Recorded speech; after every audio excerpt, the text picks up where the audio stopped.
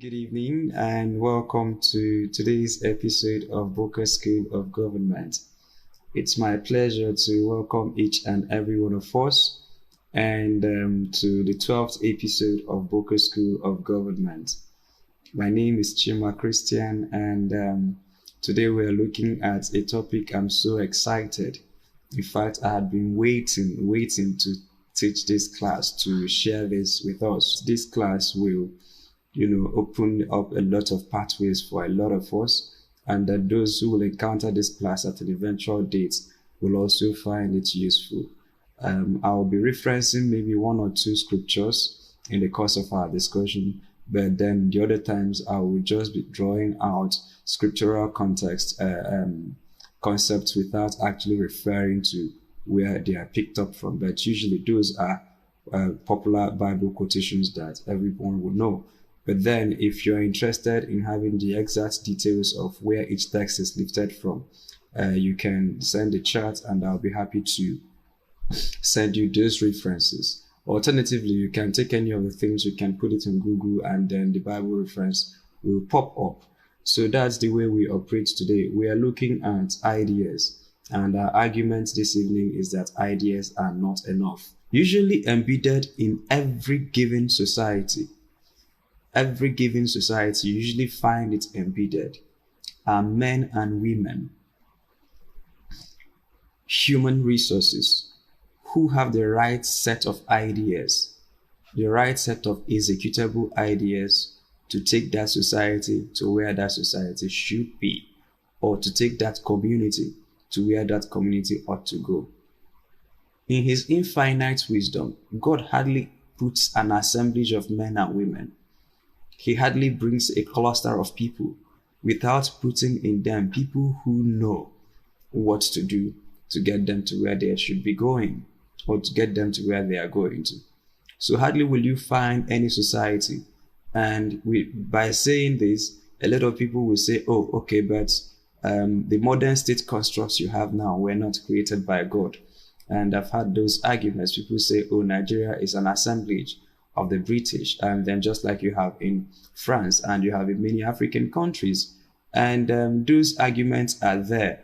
But hardly, whether you call it Nigeria, whether you call it Cameroon, or whether you call it the Benin Empire, Sokoto Caliphate, Biafra, Bight of Biafra, whatever you call those assemblages, or whatever they have metamorphosed into as of today, hardly will you find any people group of that kind of population or cluster, especially when you are dealing with nations or countries, that you won't find God in his magnanimity putting in them the material resources and the human resources they need for their own advancement.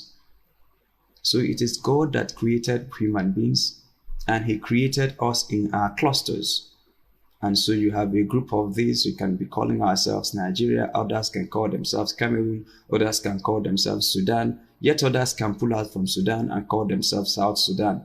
But whatever it is called, and whatever Africa will metamorphose into, because as Africa begins to interact, and we've seen this over civilizations, that as nations begin to evolve, you see that sometimes they change in form, they change in size, they change in structure. And so those structural changes are bound to happen, some of them peacefully, others inevitably chaotic. But whatever it is that you find that in every given cluster, hardly will you go into any community, any country, any cluster, any nation, any society, any kingdom, any protectorate, will you not find men and women who God has in his infinite mercies endowed with the ideas, endowed with the wisdom to move that society forward. In some other places, especially as you would find in Africa, you find that God does not even just stop at providing the human resources he has imbued with wisdom. You also find that he also imbues those people with natural resources. And those natural resources can come in the form of amount of rainfall, arable land, the kind of climate. It can also come in mineral petrochemicals, minerals, critical resource minerals, all of those things. So God created every society, and he puts in that society what they need to survive. And there is no society that is totally independent, because God's idea is that we are interdependent on each other. That is why some countries do more in certain areas than the others. And I think economists call it areas of comparative advantage. And that is there on one side. But then you also find that nations can be a little bit self-sufficient to a reasonable degree of survival. Yes, there are things the society or a civilization cannot achieve unless it begins to interact with other civilizations. So for instance, kingdoms must have to trade.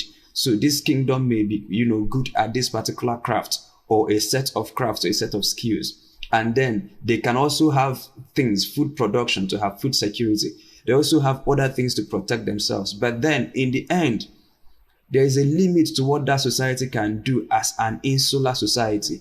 It must have to reach out. It must have to trade with others. It must have to engage in international business before it achieves its maximum potential. But within that organization or that country or state or human cluster has in God's design what they need to achieve a stable nations.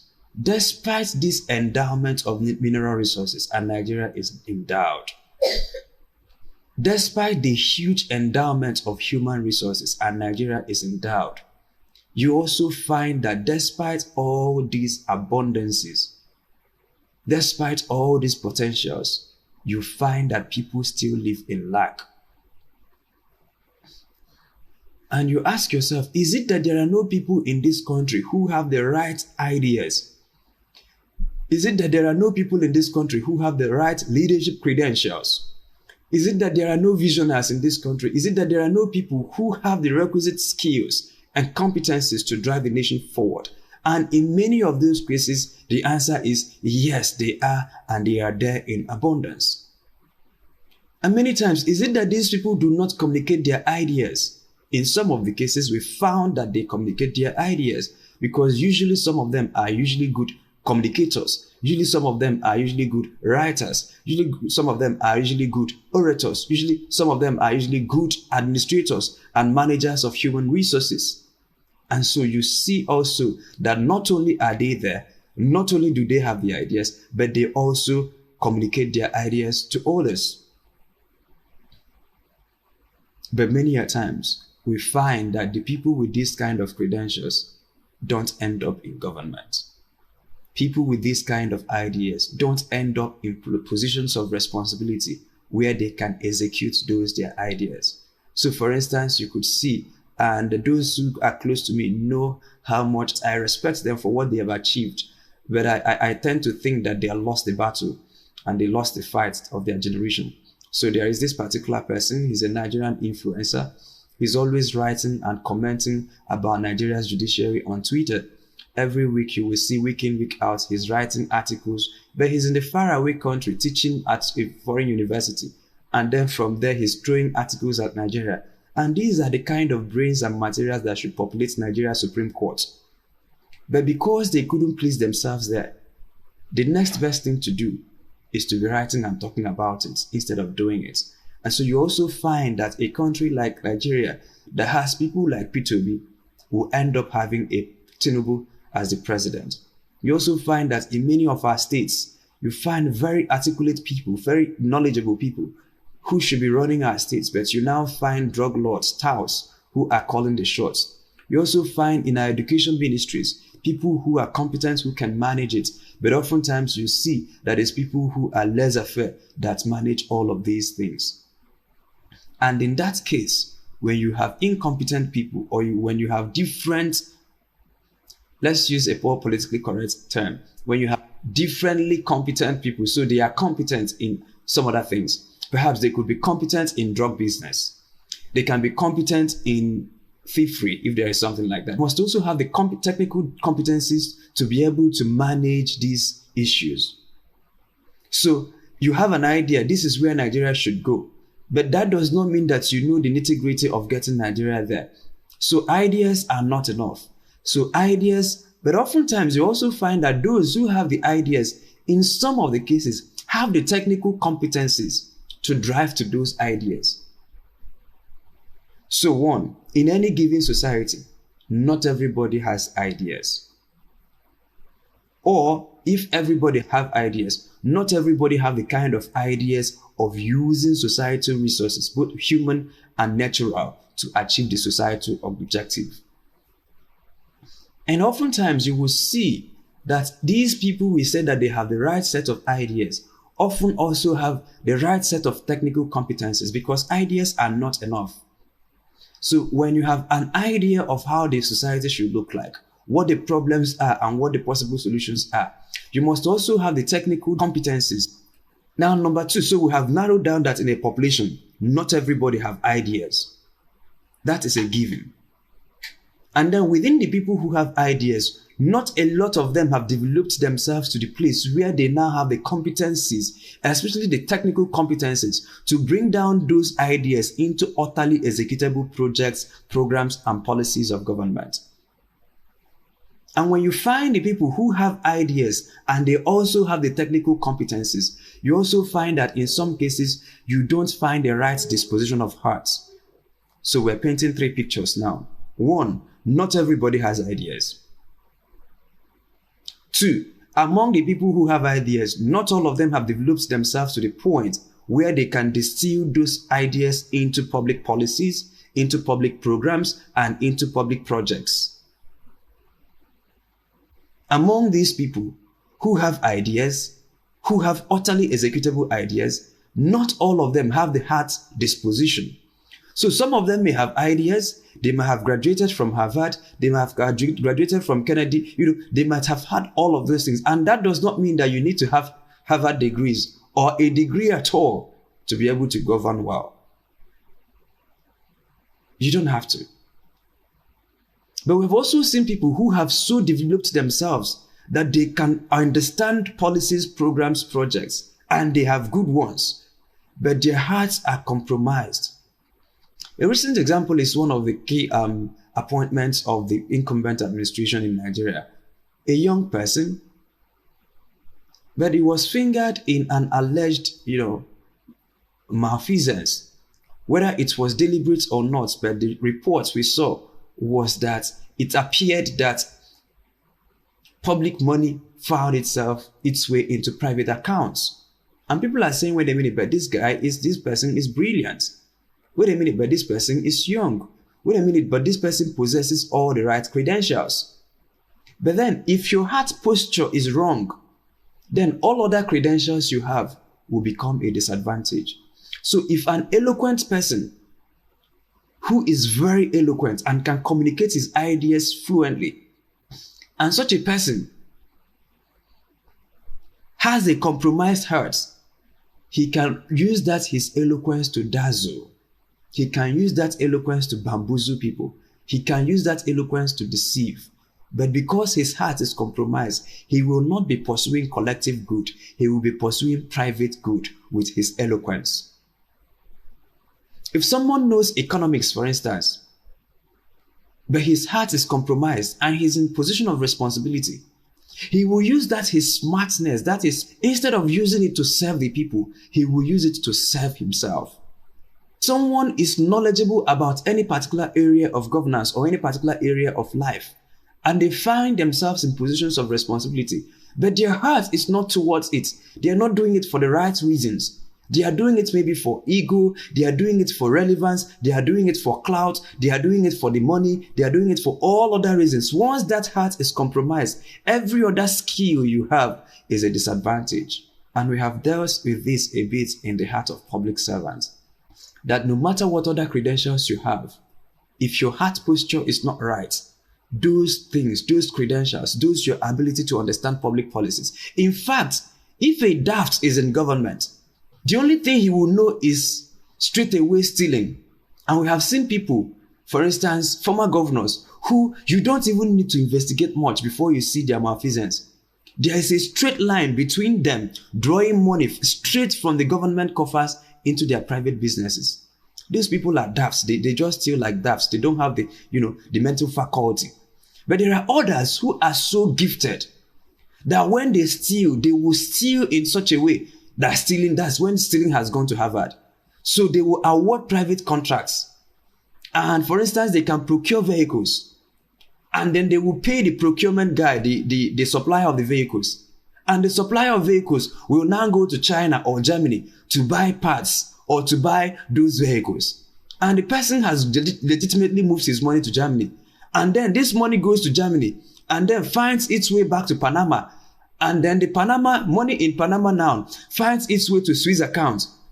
And those money in Swiss accounts find its way into safe havens, where it is now tied back to this governor who awarded the contract in the first place. So you see that this guy is sophisticated. This guy understands international financing network. This guy understands international business. This guy understands international banking. But that is understanding of international banking. Instead of using it to serve the people, he will now use it to steal from the people. So not everybody have ideas. Not all those who have ideas have developed it enough to the point where they can distill those ideas. And not everybody who have distilled those ideas have their hearts in the right place. Have you seen how we are now distilling? That from the big population, we now have a tiny subset of the population with governance ideas. Tiny subset of the population, because not every talking head you see on the TV knows what to do. Because some of them can be speaking big Turanchi, big English language. And when you give them the real work to do, you will see their helplessness. Because the easiest thing to do is to criticize. And that is why it is opposite that if we are saying that this is not good, we are offering the alternative and we are breaking down the alternatives. Because sometimes if you want to be in government and someone in government is messing up, just think for a minute, if I am there, what will I do? That will force you to start thinking about alternatives. That will force you to start. But usually your commentators don't think about, if I'm there, what will I do? What they will be talking about is, oh, Tinubu is evil. Tinubu is evil. Tinubu is evil. Tinubu is evil. Yes, it may be true. But that does not mean knowing how to say that Tinubu is evil does not confer on you the competencies to take over from Tinubu and run the economy quite well. You can criticize Buhari for all I care. But that does not confer on you the competence, because there are some people who have risen to public positions from mere criticisms. And it was when they got to positions of responsibility that their unpreparedness was displayed for all to see. And that is to say that not everyone who claims to have ideas have developed their ideas well enough that those ideas can now be into workable government policies, public projects, public programs, and all. And then within the tiny subsets that have developed themselves this much, you also see that within this subset, not all of us have our hearts in the right place. But today, the essence and the focus of our intervention is actually on the people who, one, have ideas, two, who have educated themselves, trained themselves to the point that those ideas they have are no longer high sounding, but they can distill those ideas to executable public policies, executable public programs, executable public projects, and they know how to finance and they know how to navigate their way around those things. And then now, within those intelligentsia, you will now see how many of them have their hearts in the right position. So today, the focus of my intervention is not on the people who don't have ideas.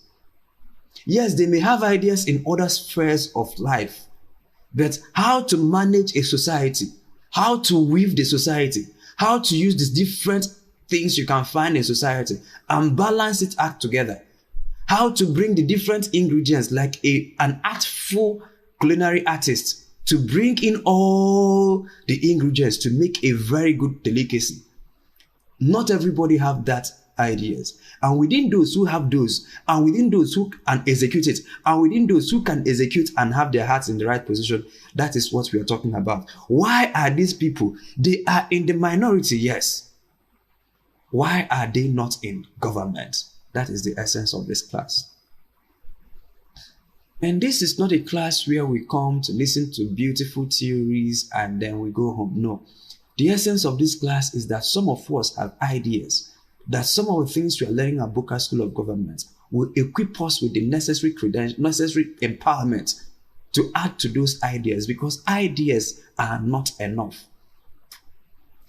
But the danger with ideas is that idea bearers tend to think that having ideas is enough. And that is why this is just a very bold topic in your face.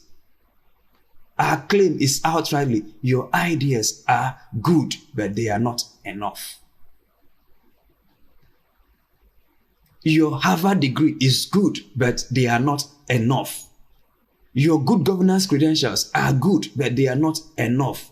We have seen your manifesto. It is good, but not enough. We have seen your TV presentations. They are good, but not enough. We saw you on Arise TV. It is good, but not enough. We saw you on Platform Nigeria. It is good, but not enough. And that acknowledgement of insufficiency is usually where the journey starts.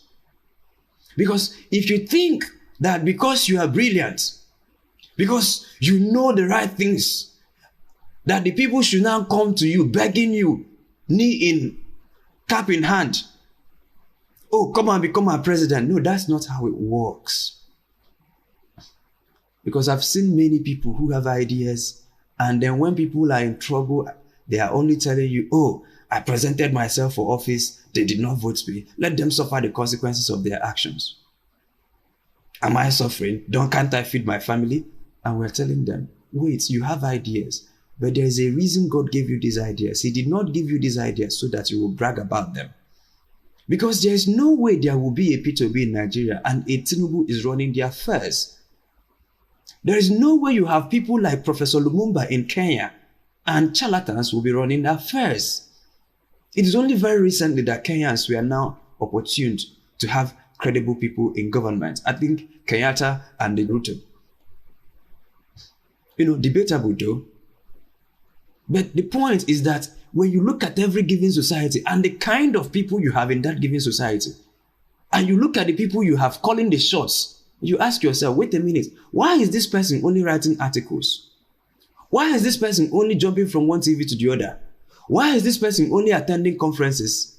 But people who know less than 10% of what he knows are actually calling the shots. And in many of the instances, they are using those powers and offices they occupy to multiply misery. If you have ideas, the first thing you must recognize is that you are insufficient like every other person. The same way someone without ideas is insufficient, that is the same way someone with ideas is insufficient. But many times, idea bearers tend to think that others need them and they don't need others. So when they are running for office, they are actually doing you a favor. So you tell them, build your political platform. No, they are not building their political platform. They know too much. It is illiterates that should build their political platforms. Build allies and networks. No, they will not do that. Why should they waste their time building allies and networks with all these things they know? No, they should just wake up and become the president already. And that kind of attitude, many times it is unspoken. But if you look at the way they manage their affairs, you will see that there is a common thread that tends to tell them that they are sufficient. And while a lot of us may present ourselves as humble on the surface, that inability to develop networks, that inability to do the hard work is actually a telling judgment on our humility. And so you will see, for instance, someone like a Tinubu, not that we are praising him, but he will start from 1993 to plot his way to Nigeria's presidency. And you will see it in the way he runs, in the way he organizes, in the way he reaches out, in the way he reaches, in the way he does his thing. You may not like it, but that is a man who knows that on his own he is insufficient. And many a times, these people without ideas know that they are insufficient. They acknowledge their weaknesses and they start on time to use their monies or to use human connections or to use philanthropy or to use false humility or to use whatever it is to show up their insufficiency. So they start early to plan. But you know what? People who have ideas, why would they start from 1993 to plan to become the president of Nigeria in 2023? They are so intelligent. They can wake up in 2022 and announce that they are running. With all this, my brilliance, why should I spend 20 years planning to become Nigeria's president? It's actually for the low lives. It's actually for the charlatans. It's actually for, the talakawas, the have-nots. Because haves and have-nots is not just with money. Haves and have-nots also have to do with ideas. Because when you look at the way they laugh at the people who don't have ideas, the way they mock at them. And so the person with ideas may have to come down to realize, and if we can get them to acknowledge this insufficiency, that is a starting point. And usually this is why many first-class degree holders, the few that amounts to something, the very few, in fact, chances are higher that a 2-2 degree holder is achieving success much more than the first class. They know how the world should work. Every other person, and this also to achieve a stable economy. When it comes to societal cohesion, nothing beats teamwork. But these idea bearers, for some reason, teamwork is not in the best. They are lone rangers. There are some democracies that may have so advanced that an outlier can come in and disrupt the system. For instance, in France, you had Emmanuel Macron, right? I think he's the president of France. In Canada, you also had Justin Trudeau, who did not necessarily put in all the efforts. And there are some countries that have advanced that all you need to capture their presidency is between 10 to 15 years of work. So those democracies are there, especially in Europe, especially in some of those places. There are places in Europe that if you put in 10 to 15 years of work, you have a good shot at the presidency. But for many African countries and developing countries, the learning curve is so steep that it takes an average of, look at all the Nigerian presidents between 90, apart from 1960s, those who got independence and got it on a platter, and apart from those military guys who got it on a queue, look at everyone else and look at the amount of time it took them to prepare. How then do you think that because you have ideas, something that took others 30 years to prepare, you can just wake up and do it in 2 months? If you can get people with ideas to acknowledge their insufficiency, a lot of the problems will be solved. That is not enough. We are taking it bit by bit. So number one, ideas are not enough. Idea bearers must acknowledge their insufficiency. Not coming on TV to say, I am insufficient, I'm a humble person, I don't know it all. No. People can be saying, I don't know it all. But all their actions suggest that they do know it all. All their actions suggest that the rules don't apply to them. And usually, they are idea bearers sometimes tend to be, is it megalomaniacs or something? What do you call those people that tend to believe that laws don't apply to them? They tend to believe that, oh no, laws don't, these are for the low lives. It doesn't apply to me. Why should it apply to me? It shouldn't. It shouldn't. It shouldn't. Why do I have to have, for instance, polling unit agents? I'm a good president. I'm a good person. The people should just ordinarily vote for me and protect their votes. I don't need polling unit agents. And you saw those in the last election. I don't need these things.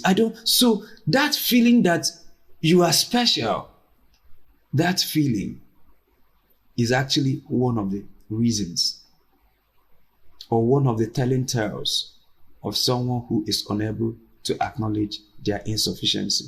That is number one. 2 is inability to read the room. Inability to read the room.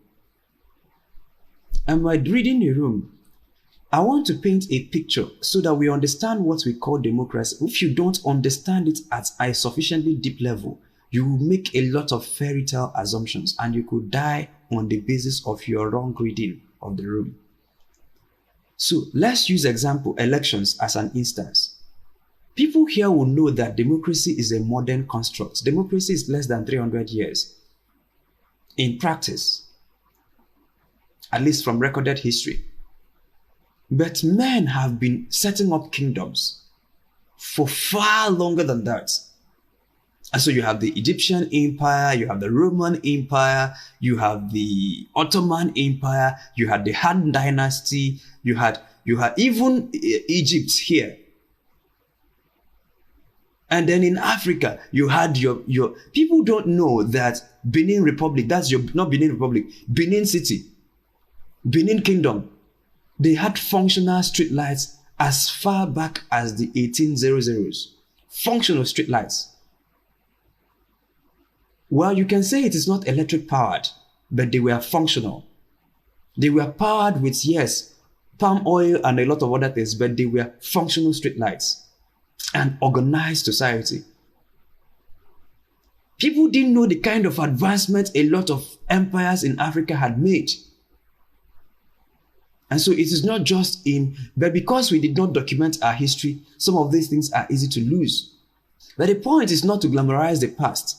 The point is to say that men have been setting up kingdoms and decimating kingdoms even before democracy and modern state constructs came to be. And so what you call elections today is a civilized version of something. So for you to understand what you call elections, you must have to find out what it was of. Before there is a change of king, during the time of kingdoms and kingships and dominions, there must be brutal all-out war before there is a transfer of baton. In fact, I was speaking to a king who is now late. And the king was in course, battling with another king, whether he was the duly elected Igwe. Igwe in my language means king. And he was telling us jokingly, have you seen a former Igwe before? That anywhere you see a former Igwe, you will see his grave. Because kings can only be dethroned by death. And so except for dynasties that transfer power from one person to the son or to a member of the family who have now organized protocols of succession, and it is staying within the family or it is staying within the governing elite. If it is staying within the governing elite, that's not a problem. But anytime there is going to be a change of guard, there will be an all-out war. Sometimes when you conquer the kingdom, you now subject the king to become a slave and subject their people. Sometimes before a man will rise up to become a king, he has to depose the king. Sometimes they have to assassinate the king. Sometimes the king can die a natural death, and in the atmosphere of trying to see who succeeds the king, they now take a violent usurpation of power. So you go to your Roman Empire, it is all there for you to see. You go to the Greek, it is all there for you to see. Go and read the history of Egypt. It is all there. The many skirmishes. Uncles have killed their cousins just to take power. Siblings have killed fellow siblings to take political power. In some cases, there is an all-out war. The army of this nation will war with the army just to fight for nations, to fight for kingdoms, to fight for territories. And so what you call elections today are civilized version of those warfares, because every other thing that kings do then to take office, we do it today. In America, if you don't prepare yourself well, don't run for public office. Because your family may have the illusion of, oh, this is a very nice man, one wife, 2 kids, and all. And just once you say that you are running, the people you wronged when you were in your mother's womb, it will be brought out on CNN. Your classmates will begin to testify. Investigative journalists will begin to dig into your past. That by the time you finish elections, if you don't take time, not only have you lost the elections, you've lost your integrity, you've lost your money. In some cases, you lose your family because your kids and your wife were looking up to you as a good man. But now the elections have exposed an underbelly. And so because it's no longer permissible for people to kill or to be killed in terms of political contest, they no longer assassinate, but they can assassinate your character. So, whereas it was permissible in those days to do brutal assassinations to take power, in modern day democracies, I'm using America as the bastion of democracy, it is no longer permissible to assassinate your opponent, but you can assassinate their character. You can undermine them. Everything that is legally permissible In fact, in some cases, it borders on libel. It borders on slander. It comes dangerously close to it. Sometimes the lawyers will advise you, do it in such a way that it will not become slanderous, but it will still achieve maximum damage. Do it in such a way that it will not become an outright libel, but it will achieve maximum damage. Do the accusation and just impugn the integrity. Just create that doubt in the minds of his potential voters. And there are strategists, just like you had war strategists hundreds of years ago, who are advising kings on how to move, how to usurp power, how to kill, where to attack. You have modern day warfarers. That is why many campaign rooms are actually called war rooms, because they design war strategies. If you come further down south, there are places where if they can freeze your accounts, they will freeze your accounts. There are places if they can kidnap you, they will kidnap you. And we have seen people being, even in Lagos, Funsho Williams was killed and assassinated on the account of wanting to run for governor in 2000, I think it's 2003 or 2005. And we know who he challenged.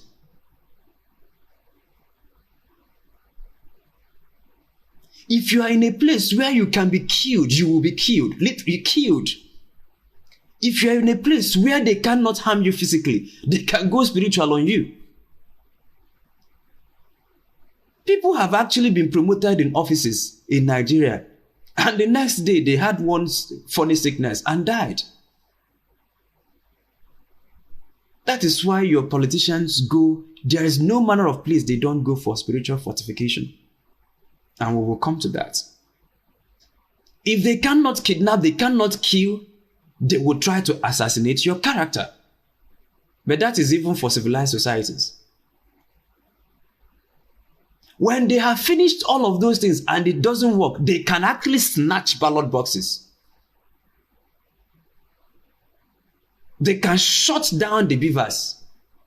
They can rig it. If it is possible to rig they will rig it. They will snatch it.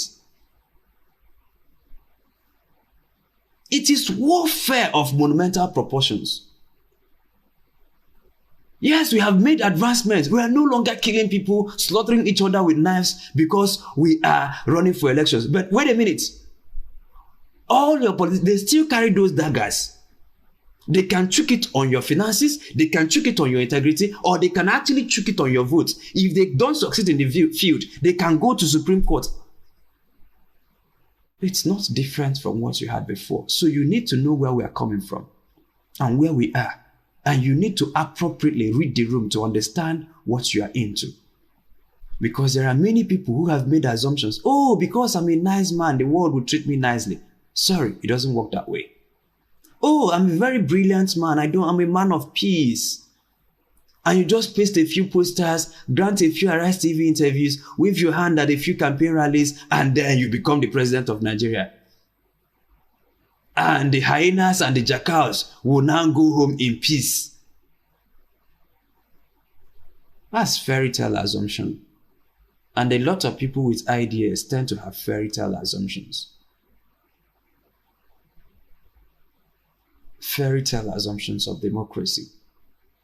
Inability to read the room. And so the few that will challenge themselves to come out will not give it all it takes, because they don't see it as warfare. Whereas their opponents see it as warfare, they don't see it as warfare. And there is something a friend, an associate says that has so made impact in my life. He's a pastor. And a young pastor. I think he's in his 30s, but he's doing so well. Works so hard. And when you see him, you will see that this one is just good at what he does.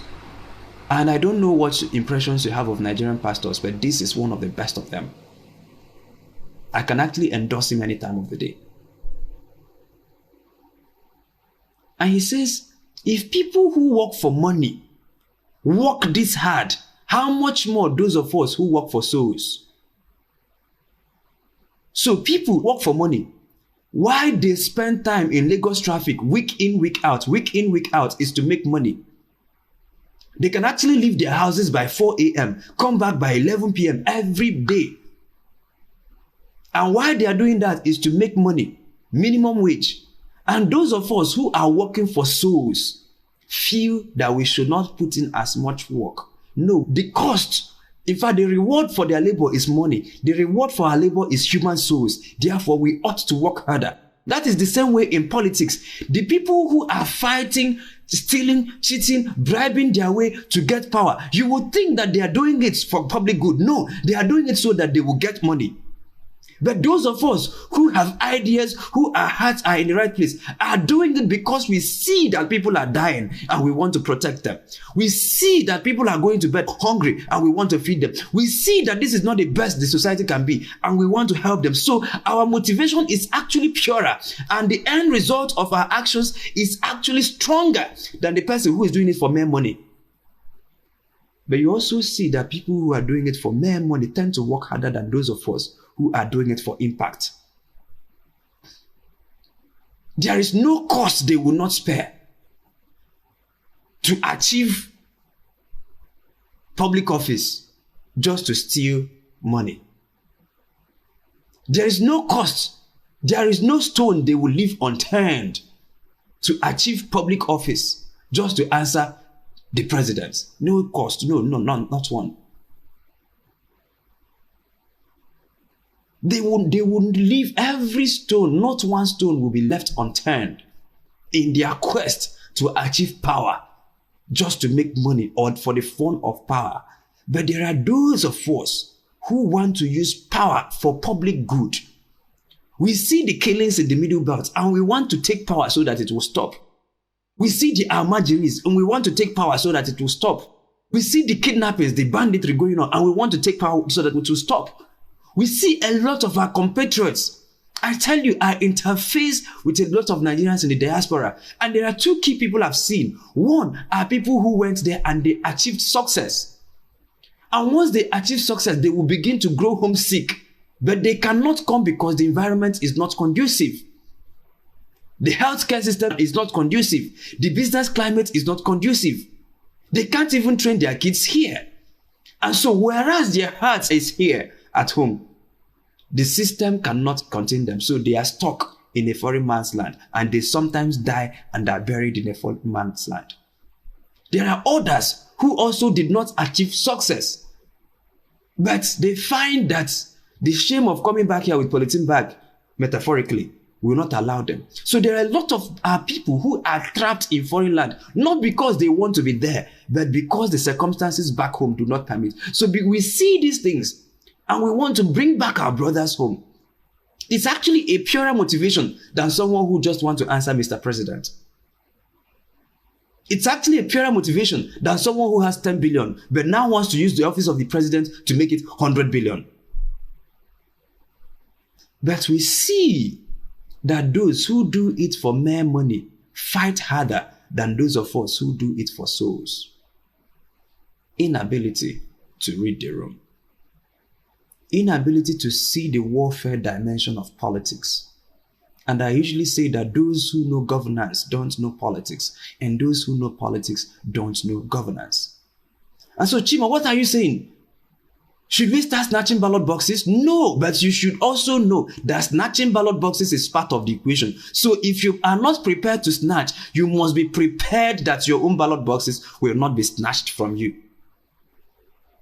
So we're not advocating that you should go and snatch, but you should be prepared to stop the enemy in his tracks.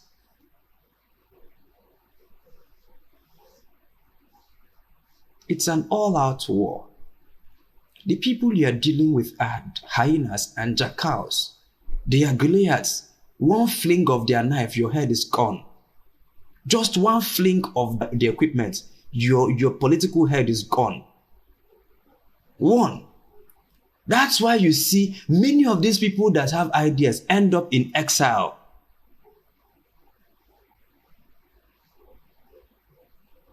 And exile is not bad. By the way, Jesus Christ also went on exile. You guys will remember when the angel appeared to Joseph and said, take this infant Jesus to Egypt, where he had to be until I tell you to come back. So Jesus went on an exile. So exile is not bad. It becomes bad when it becomes exile in perpetuity. So you can go on exile for a short while, but then come back to execute your ideas. But many a times, they banish you to foreign land. You are there speaking English, but you don't have any impact. You are now a professor of this at that university. And the best you can do for Nigeria is to be writing articles and speaking at conferences. No, that's not why God gave you ideas. God did not give you ideas so that you can be writing articles every week. Stop telling us about the horrendous thing that is going on in Nigeria's judiciary. God gave you this wisdom so that you will become a Supreme Court judge. Stop telling us about the GDP of Malaysia and China. God gave you this wisdom so that you become and execute it.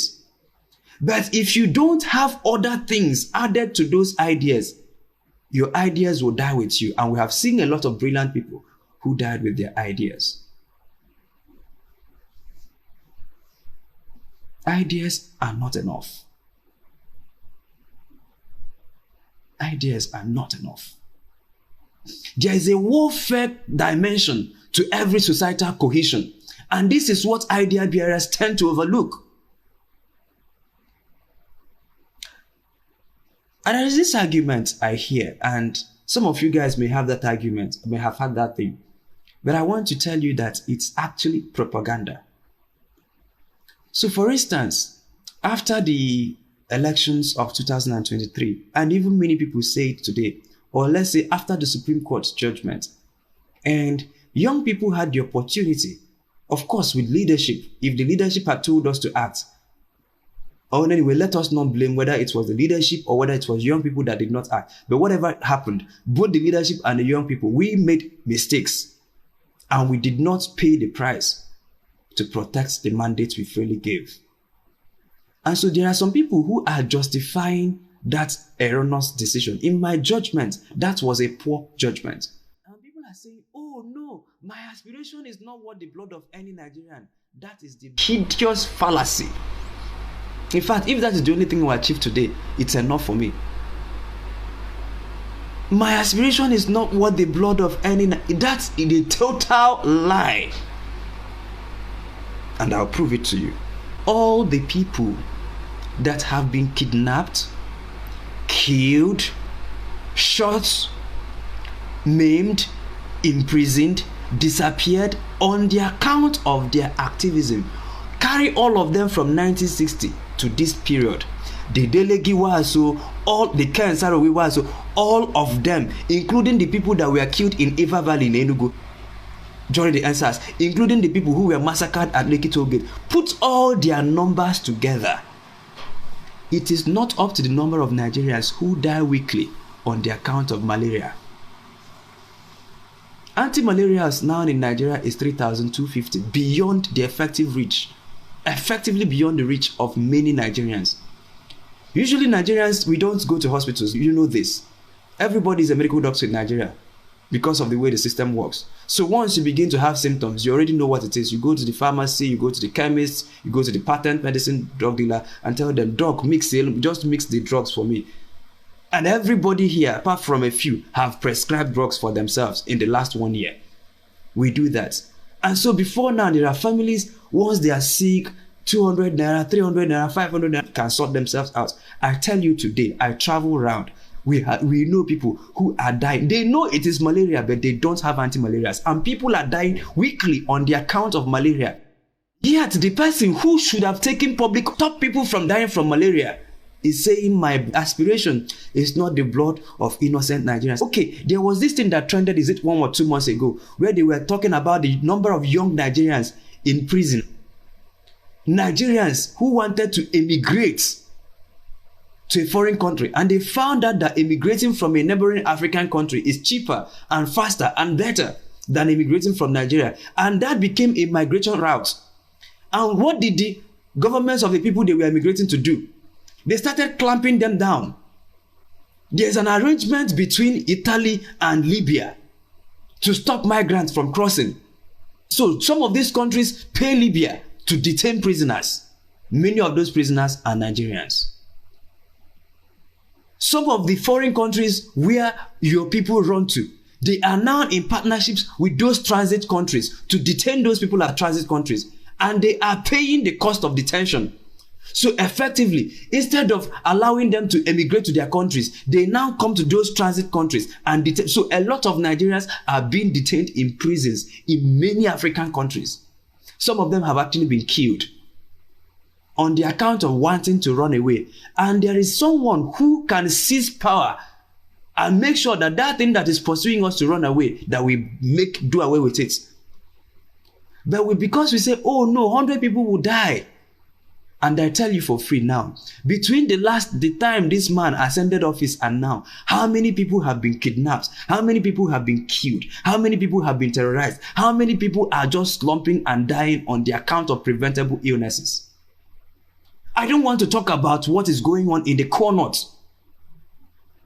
People just slump and die. Malnutrition.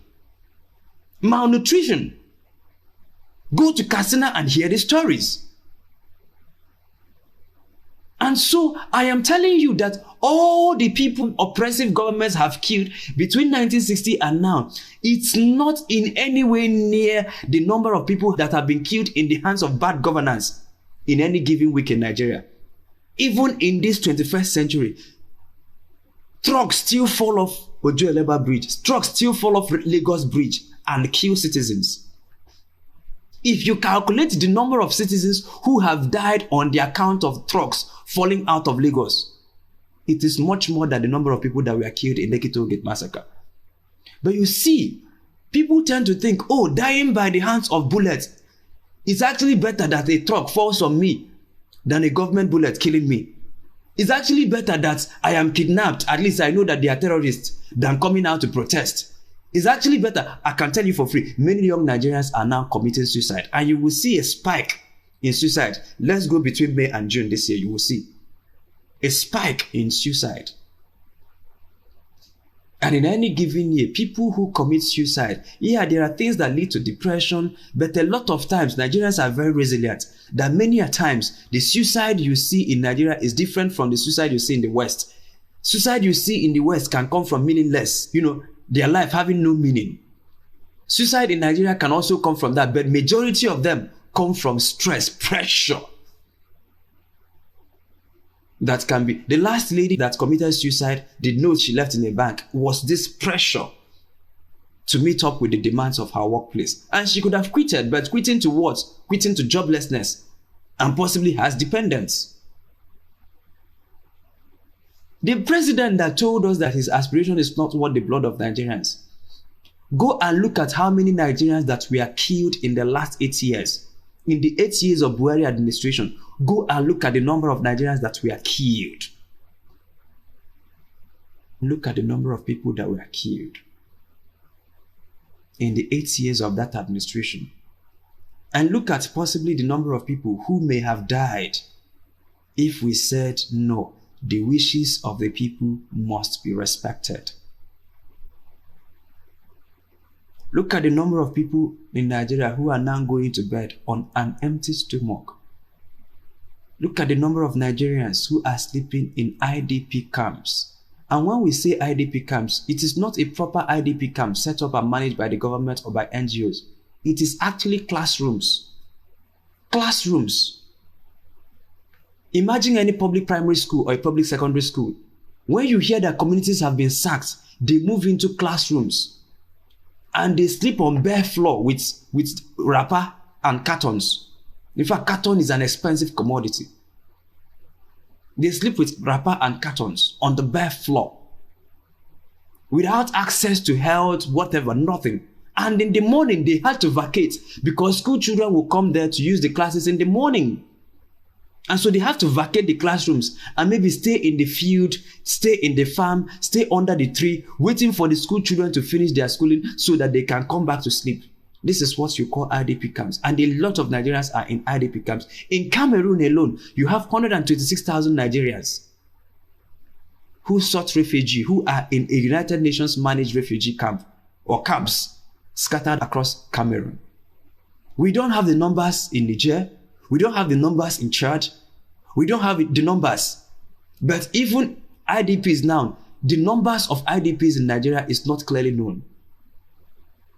But you know what? My aspiration is not worth the blood of any Nigerian. And then you now give a terrorist public office to use the public office to terrorize and kill. No, we have to resist him, whatever the cost is. We have to pay the price to resist him. And when we have resisted them and take the public office, we can now go back to those families of people who died in the struggle. How can we take care of them? How can we immortalize them? How can we take care of their dependents? Who are their parents? Who are the people they left behind? If Nigerians protested in 2023 and say that 300 of us died, or 500, and after that we achieved the ultimate purpose, if a good person is in government, we can find those 100 people, we can immortalize them, we can give them a befitting burial, and there is no replacement for life, but at least their lives would have been worth it. Today, Nigerians are being buried in shallow graves in Mango. Today, Nigerians are now committing suicides. Today, all the many manifestations of bad governance are there on the surface. There are some deaths that are needless. Pray to God that you don't have accidents in Nigeria, because the emergency care services are not just there. Pray tell the number of women who die giving birth to children just because medical supplies are not there. Pray tell how many number of Nigerians die from manageable healthcare issues because our healthcare systems are not working. And I'm telling you that the effect of bad governance is biting. It bites harder than that quote unquote, I don't want anybody to suffer undue harm. It's better that I don't become the president. Let the other person take. Let him take instead of killing people. Instead of killing 100 people to protect our mandates, he will now use the office of the president to supervise the killing of thousands. How many Nigerians have died this year alone trying to emigrate? How many Nigerians have been lured into organ harvesting, organ trafficking, human trafficking because the situation back home is not well? How many Nigerians are freezing to death in Canada? How many Nigerians are stowaways in ships, in airplanes, trying to cross the desert, trying to use unsafe modes of just in anything to leave this country because the country is not working? So number 2, you must have appropriate reading of the room. Understand what is at stake if you have ideas. Finally, people who have ideas must pay the full price to execute their ideas.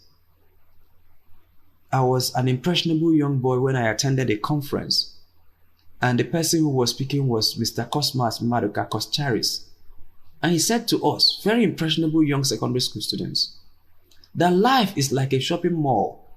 That when you get into any shopping mall, everything you see on the shelf is available for sale to you. Anytime you go to any mall, anything you see there can be sold to you.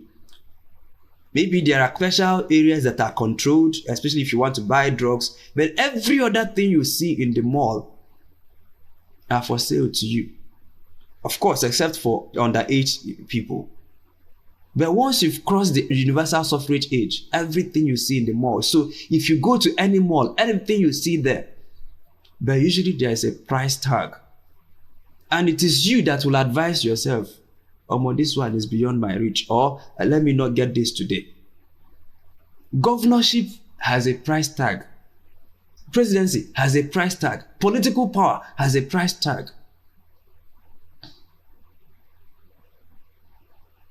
But we oftentimes find that people who have ideas are unwilling to pay the price to see their ideas come to pass. And that is why you see a lot of Davids. There is no way God will have Goliath in a land without sending Davids. But what you see is that instead of fighting in the open field, Your Davids are writing articles. Instead of fighting, your Davids are granting Twitter spaces, are granting interviews, are speaking at mega conferences, and people are clapping for them. No, David was not created to give lecture.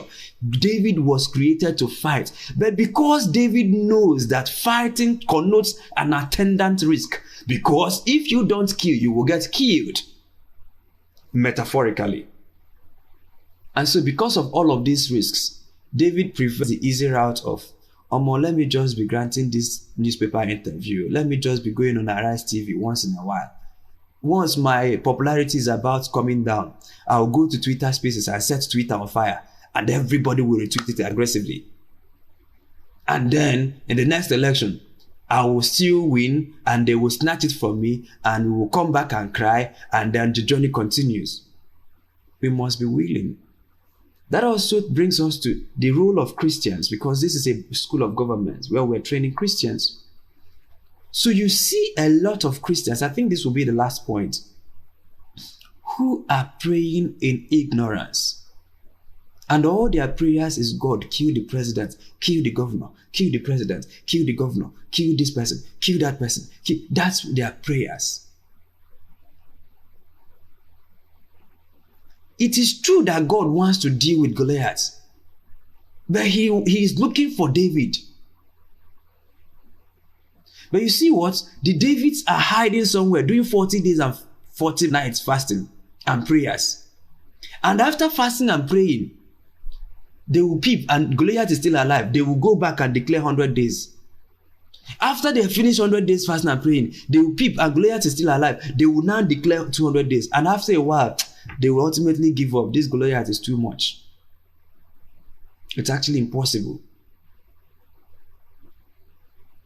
There are times when God fights with angels, but God's methods are primarily men.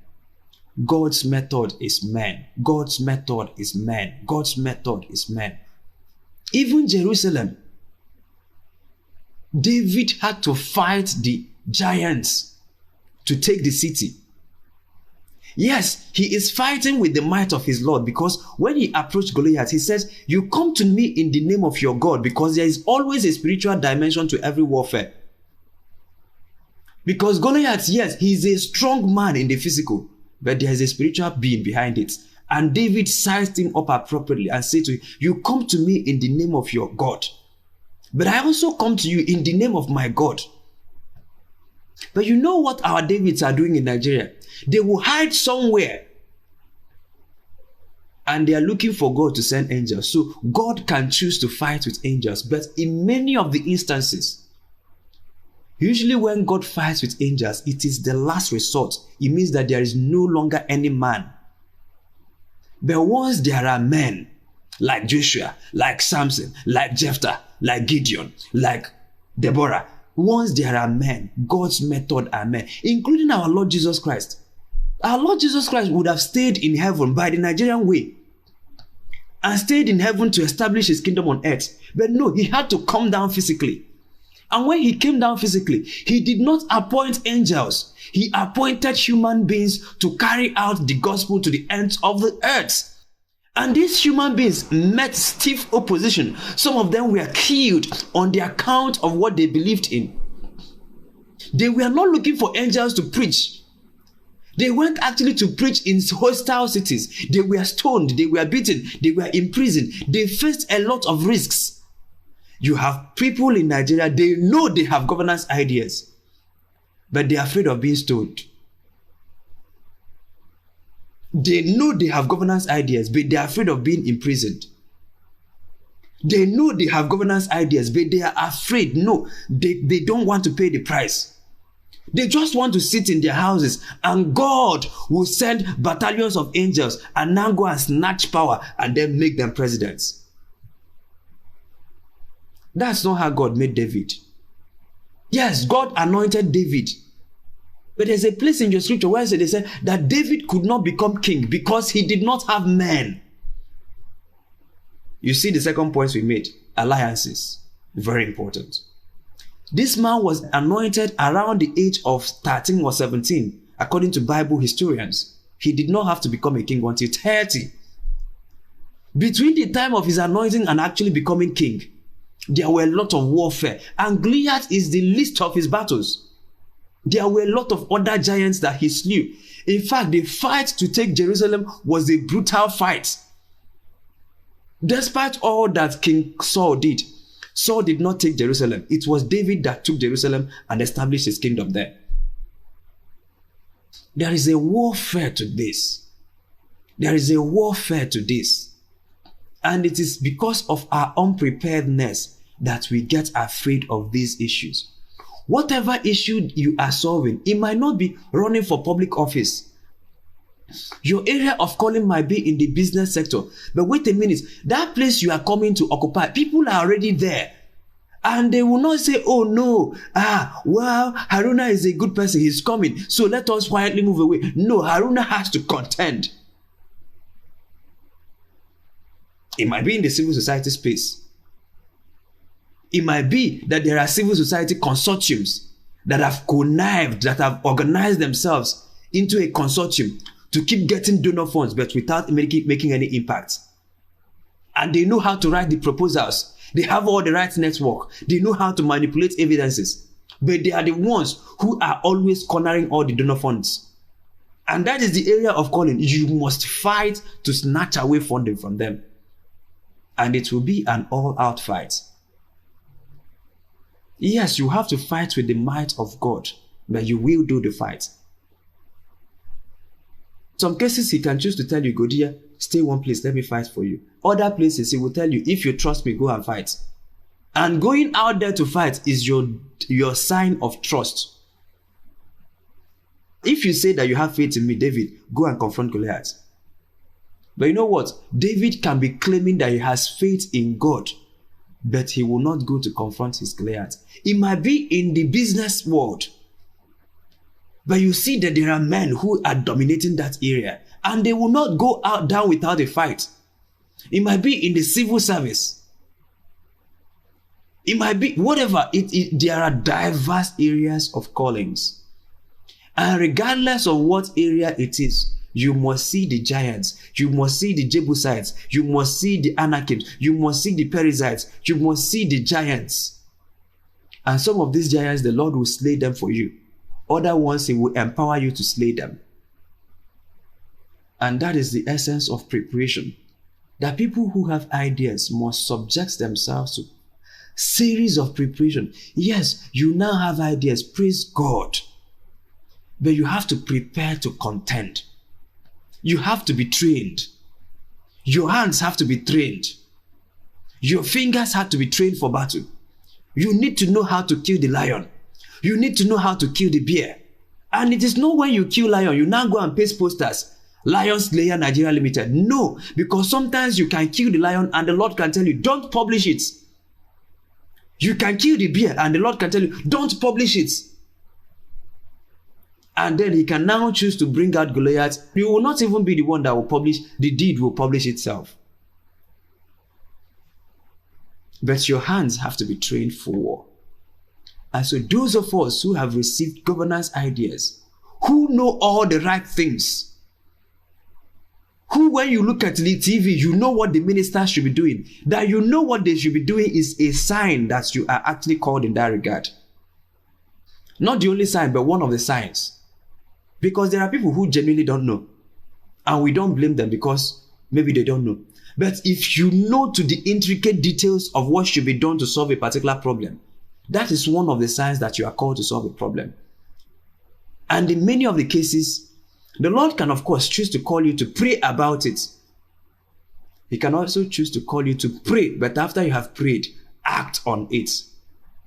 If you say that the problem is content, that your problem is that every time you go on TikTok, that you see several things and you're wondering, if Nigerian young people continue to expose themselves to this kind of TikTok, what will they become 15 years from now? And then your battle now may have to be how to dominate Nigerian TikTok with positive content. If you say that, oh, all these influencers are liars, These influencers are deceiving people. It may now be time for you to start building your platform. It may take you 10 years to build your influence, but pay the price to build that influence. It may take you 15 years. So any area of life you are always noticing. Let me give you this final instance. We'll end it here. I can pass a given street now, and in that street, I will notice, oh, the roads are untarred. Why are the roads untarred? Why is everywhere dirty? Why is everywhere just like this, smelling, breeding of mosquitoes and reptiles? Another person will pass that street, and what he will notice is that, there is a spirit of violence in this street. Why are all the young boys here smoking? Why are all the people here giving to cultism? Why is it cultism that is reigning in this street, the same street? Another person will pass that street and will notice, oh my God, why is there waywardness in this street? All their girls are given to waywardness. All their girls are given to prostitution, given to, waywardness. Another person might pass that street and will just notice that the men here die untimely. Another person might notice, have you noticed that nobody actually builds a story building here? That is actually people who are living in poverty. Have you noticed that nobody here has changed their car in the last 10 years? And so one person can pass and will see infrastructure deficits. Another person will pass and see economic deficits. Another person will pass and see unemployment for the youth. Another person can pass and see moral vices. So if 100 people pass that street, chances are that they will see 100 different things. Now, that particular problem that you see when you pass that street, chances are higher that that is the problem you were created to solve. All of us will pass this same streets, but this part, you keep noticing it. That's one that you keep noticing. You can read the news and nothing will get you angry, but there is this one particular news that once it comes up, it fires you on. It may be that that's the problem that you were created to solve. And we must now begin to acquire competencies, capacities, not just to know how to solve the problem, but to know how to put ourselves in places where we can solve the problem. And in our next class, we will continue this conversation. You don't have to be a governor to govern. There are others. You don't have to be a lawmaker to make laws. So next week, we will deal with influencing public policies or influencing governance outcomes. How can I, even where I am today, influence governance outcomes? That is what we will deal with next week. But today, our call is to tell brilliant people, everybody here has a level of intellect, but our intellect cannot stand alone. We must acquire intellect and add them all of these other things we are discussing. Thank you so very much. And this is where I'll invite people who have questions, people who have contributions, people who have insights, perspectives to add, to please raise their hands and consider taking the microphones to add their voices to the conversation. Someone sent something here. He said, you are predicting a rise in suicides to prove a point. How do I respond to this now? I saw it earlier. Okay, so there are people who the Lord has gifted to see trends and to predict trends. And by the mercies of God, those are some of my unique giftings. Before the insecurity in the Southeast, if you looked at the work we did around insecurity in the Southeast 6-7 years ago, we were warning the Southeast not to give in to unknown gunmen because we exactly predicted the way it will turn out. And it did turn out the way we said. Not only did we see what was happening, we saw and gave a template for averting them. And today, people are being killed. You don't see me gallivanting around saying, I told you so, I told you so, I told you so. Before the elections, by the mercies of God, we saw how the elections will be rigged. Not only did we see them, we also received by the mercies of God strategic insights as to how it can be averted. But you don't see me gallivanting. I told you so. Yes, sometimes I can respectfully call it up in a discussion just to make a point or buttress a point. After the election was stolen, we also saw what was clearly going to happen in the Supreme Court, and we made a video that put us in trouble, that nearly got us killed by the government of Nigeria if God had not been on our side. And what were we saying in the video? This is how to engage your courts. You can't win in a civil litigation. And we put out the strategies out there. And exactly the way we said that the Supreme Court would turn out was the way it turned out.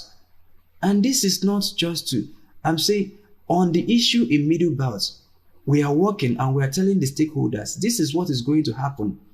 I could remember something, sometimes I just look at something I said about Middle Belt 4 years ago. I just typed my Twitter. I saw it the other day.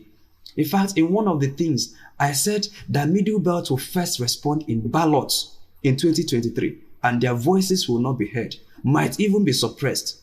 And they will respond again, possibly in 2027. And then they will respond in the bullets, which is the only language oppressive states seem to listen to. And the work we do in the Middle Belt is to prevent that response in the bullets.